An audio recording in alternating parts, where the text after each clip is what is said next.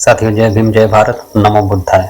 साथियों, डॉक्टर बाबा साहब भीमराव अंबेडकर कम से कम अपने समय के अब तक के सबसे विद्वान भारतीय राजनीतिज्ञ थे। वह लंदन स्कूल ऑफ इकोनॉमिक्स से अर्थशास्त्र में डॉक्टरेट के साथ साथ कोलंबिया विश्वविद्यालय से डॉक्टरेट प्राप्त करने वाले पहले भारतीय थे। इसके अलावा उन्होंने ग्रेज इन लंदन से बैरिस्टर एट लॉ की डिग्री भी प्राप्त की। उनमें सीखने की कभी न मिटने वाली भूख थी। अपनी विदेश यात्राओं पर वह अपने साथ हजारों किताबें लेकर आते थे। बॉम्बे राजगीर में उनकी निजी लाइब्रेरी में 50,000 से अधिक किताबें थे। फिर भी बचपन में एक समय वह अपनी पढ़ाई छोड़कर एक साधारण मिल मजदूर के रूप में काम करने के लिए घर से भाग जाना चाहते थे। जैसा कि नियति को मंजूर था, यह घातक योजना फलीभूत नहीं हुई। साथियों, डॉक्टर बाबा साहब भीमराव अंबेडकर के राजनीतिक जीवन का एक महत्वपूर्ण पड़ाव था महाड़ सत्याग्रह। 20 मार्च 1927 को अंबेडकर और उनके अनुयायियों ने महाराष्ट्र के कोलाबा जिले के महाड़ में स्थित चावदार तालाब तक एक जुलूस निकाला था। वो लोग छुआछूत के खिलाफ प्रदर्शन कर रहे थे।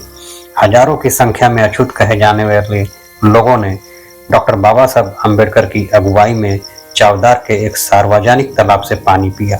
सबसे पहले डॉक्टर बाबा साहब अंबेडकर ने चुल्लू से पानी पिया और फिर उनका अनुकरण करते हुए उनके हजारों अनुयायियों ने पानी पिया।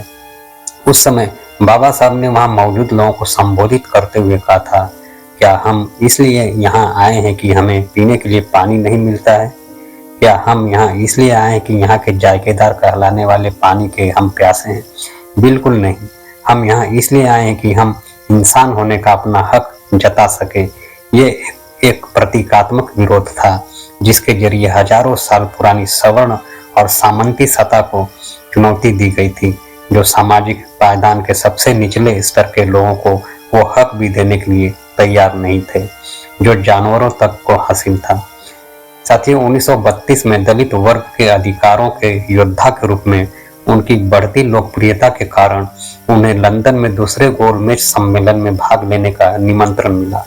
हालांकि सम्मेलन में उन्होंने गांधी का विरोध किया, जिन्होंने एक अलग निर्वाचन क्षेत्र के खिलाफ आवाज उठाई थी जिसकी मांग की गई थी।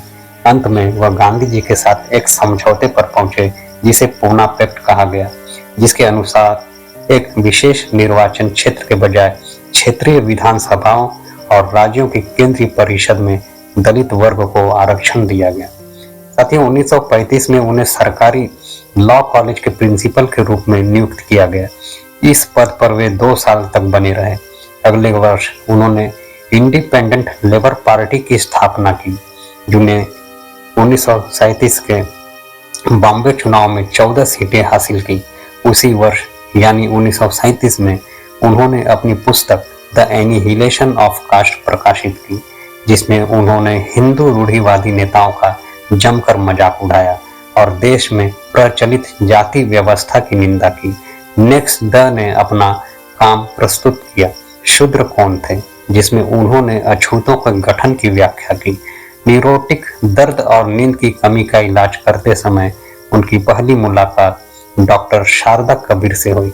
आखिरकार 15 अप्रैल 1948 को बाबा साहब ने दूसरी शादी कर ली। शादी के बाद उन्होंने अपना नाम बदलकर सविता अंबेडकर रख लिया और पूरे समय उनकी देखभाल करती रही। साथियों, श्रीलंका में बौद्ध विद्वानों के एक सम्मेलन में भाग लेने के बाद उन्होंने खुद को बौद्ध धर्म में परिवर्तित कर लिया। उनके उपदेश से प्रेरित होकर उन्होंने बौद्ध धर्म पर एक पुस्तक लिखी। देखते ही देखते उसने धर्म परिवर्तन कर लिया। उन्होंने 1955 में भारतीय बौद्ध महासभा भारत की बौद्ध सोसाइटी की स्थापना की और 1956 में अपना अंतिम काम द बुद्धा एंड हिज धम्म पूरा किया। हालांकि यह पुस्तक मरणोपरांत प्रकाशित हुई थी। मधुमेह और कमजोर दृष्टि से पीड़ित होने के कारण बाबा साहब की हालत बिगड़ती चली गई। 6 दिसंबर 1956 को उन्होंने अपने घर पर अंतिम सांस ली। क्योंकि उन्होंने खुद को बौद्ध बना लिया था, इसलिए उनके लिए बौद्ध शैली में दाह संस्कार का आयोजन किया गया था। इस समारोह में सैकड़ों हजारों समर्थकों, कार्यकर्ताओं और प्रशंसकों ने भाग लिया। साथियों, बाबा साहब के बारे में जितना जानेंगे उतना ही कम है। उनके संघर्षों को याद किया जाना चाहिए और उनके बताए मार्ग पर चलना चाहिए, तभी देश के बहुजनों का कल्याण होगा। साथियों, जय भीम, जय भारत, जय संविधान।